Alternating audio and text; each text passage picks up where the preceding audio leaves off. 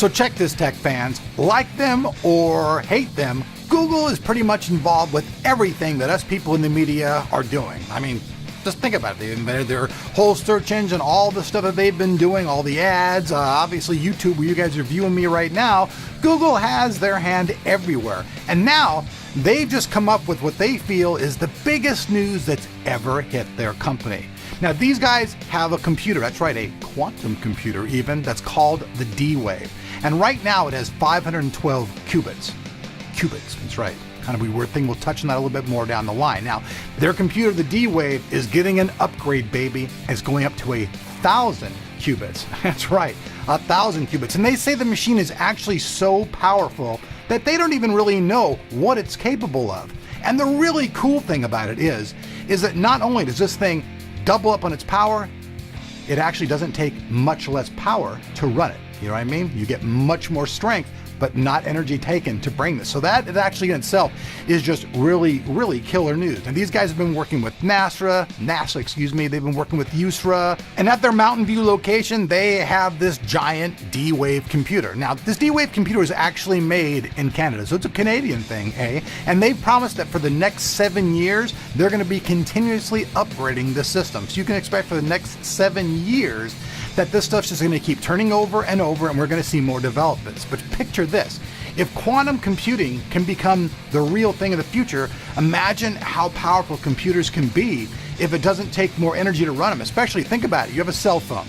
And if you could actually get a quantum computer inside of a cell phone somehow or some way, and you could double up its power without having to double up the battery or how big it is, think about how amazing that really is. So the prospects are really huge. And like I said earlier, Google considers this to be the biggest thing in their history. The D-Wave is the thing to be surfing. So what is the qubit? Everybody's like, oh, the qubit, what is this thing? On a normal computer, a transistor holds a single bit of information, meaning that when you have the on or the off, like in a normal computer, that's totally gone with quantum computing.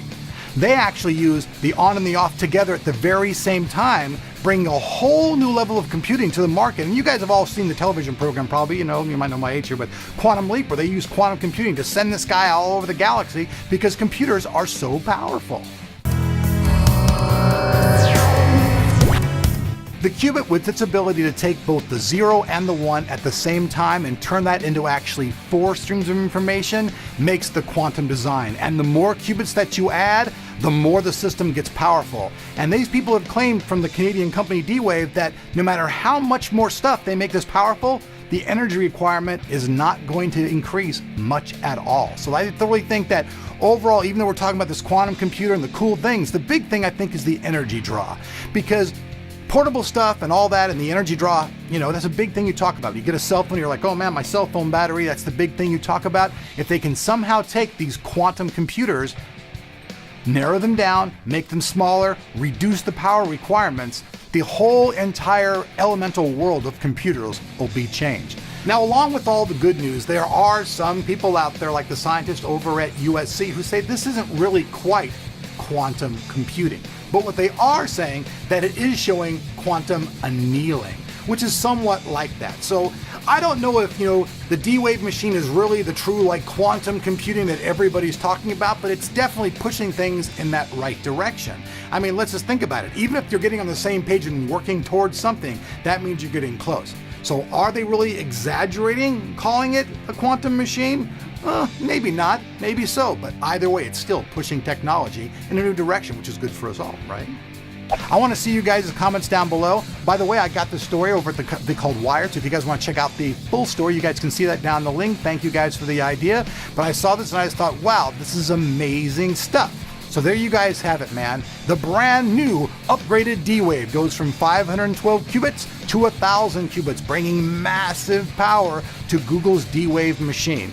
And like I said, folks, they said that the scientists were kind of a little bit disappointed because I think they were really expecting it to do magical things right out the door. But even what it is right now, its potential is pretty much unlimited. So let me hear what you guys got to say. I think quantum computing is really cool. What do you think?